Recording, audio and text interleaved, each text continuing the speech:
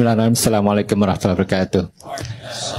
Ustaz, sholat ini kewajiban hanya orang Islam atau manusia pada umumnya? Kalau saya berujuk kepada ayat wa ma khalaqtal jinna wal insa illa liya'budun, ya kan berarti kan nas secara umum manusia wajib beribadah kepada Allah. Kemudian ayat yang Ustaz sebut tadi, wa ma arsalnaka illa rahmatan lil alamin. Nabi Muhammad itu diutus rahmat kepada seluruh alam, bukan hanya kepada umat Islam. Termasuk mungkin Al-Quran ini yang dibawa sebagai mukjizat Nabi Muhammad juga bukan hanya untuk orang Islam begitu Ustaz ya, artinya kepada manusia pada umumnya.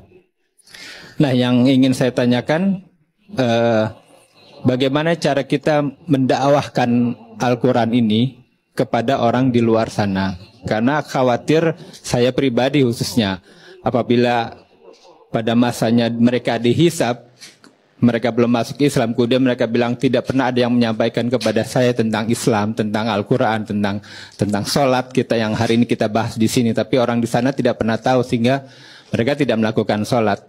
Nah, sementara kita masing-masing kan wajib untuk menyampaikan itu ya, walaupun hanya satu ayat. Mohon bagaimana menurut pendapat Ustadz supaya kita bisa minimal terbebas dari kewajiban menyampaikan kepada orang yang di luar sana. Tafadhol Ustadz. Terima kasih. Ada dua pertanyaan ya. Pertama terkait dengan sholat, apakah kewajiban yang mengikat bagi umat Islam saja atau mengikat bagi seluruh makhluk. Tadi Anda berdalil dengan menggunakan Quran surah 51 Adz-Dzariyat ayat 56, tapi saya sedikit mengoreksi. Wa ma khalaqtu, bukan khalaqta. Wa ma khalaqtul jinna wal insa illa liya'budun. Dan tidaklah aku ciptakan jin dan manusia itu. Di situ alif lamnya berfungsi istighraq. Istighraq itu maksudnya mencakup semua tanpa kecuali. Jadi artikannya segala, semua. Padanannya begini, alhamdulillahi rabbil alamin. Artikan segala puji. Kalau sudah segala, semua, kita jangan ikut di situ. Oke? Misal, Masya Allah, anaknya kok pintar sekali gitu, juara terus di sekolah. Lalu orang tuanya berkata, alhamdulillah, itu semua dari Allah. Nah, itu sudah sampai situ. Jangan ditambahin, ya memang sih saya juga sebagai ibunya malam juga saya bimbing. Nah, itu mengurangi kadarnya. Oke? Itu al. Nah, balik. Wa ma khalaqtul jinna wal insa, pakai alif lam. Jadi sebetulnya komitmen menuhankan Allah, beribadah kepadanya, itu komitmen semua manusia. Ya. Saya ulangi, komitmen semua manusia. Karena itu perjanjian pertama sebelum terlahir ke muka bumi, saat diberikan roh ke dalam jasadnya, komitmennya itu menuhankan Allah. Itu yang di Quran surah 7 ayat ke 172. Qalu bala syahidna. Makanya komen Nabi dari ayat itu, kullu mauludin yuladu alal fitrah. Setiap yang terlahir itu punya fitrah. Fitrah yang dimaksud di situ, fitrah kecenderungan menuhankan Allah. Kecenderungan menuhankan Allah, bahasa singkatnya disebut dengan din. Kepasrahan ketundukannya disebut Islam. Konfirmasinya di Quran surah 30 ayat 30. Fa'aqim wajhaka lid-dini hanifa. Din, fitratallahi allati fataran nasa 'alaiha, fitrah. Apa itu din? Quran surah 3 ayat 19. Inna ad-dina 'indallahil Islam. Apa itu Islam? Hadis Muslim nomor hadis yang ke-8. Antashhada an la ilaha illallah. Balik lagi ke syahadat.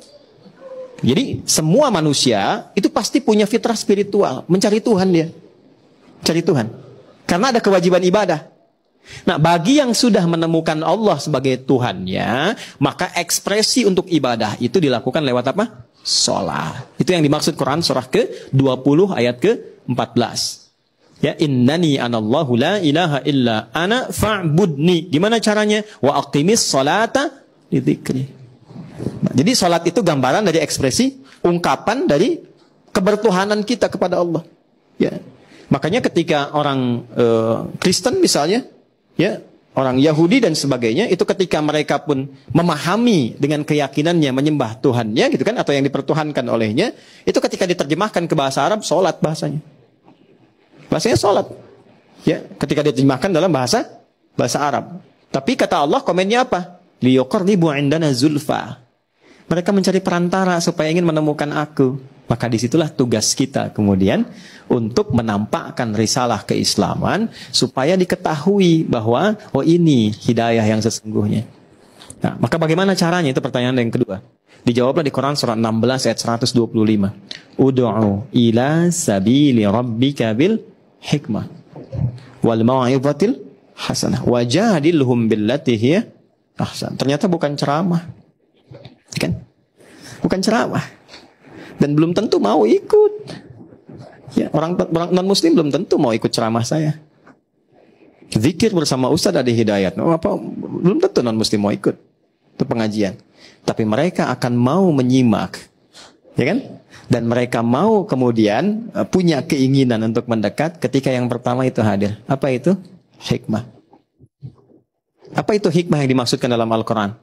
Quran surah ke-2 Al-Baqarah ayat 151. Kama arsalna fikum rasulan minkum yatslu alaikum ayatina wa yuzakkikum wa yu'allimukumul kitaba wal hikmah.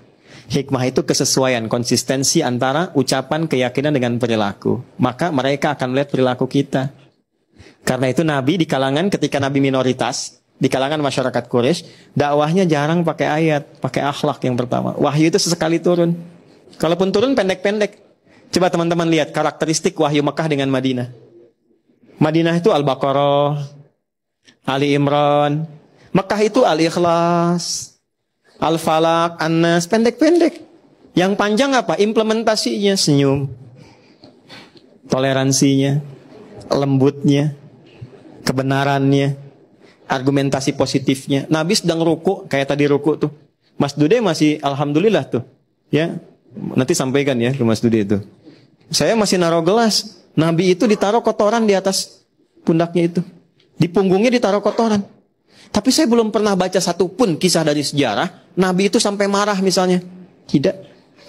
Karena Nabi meresponnya proporsional. Dia naruh itu bukan karena dendam dan benci Nabi, bukan. Karena tidak tahu tentang sholatnya Nabi.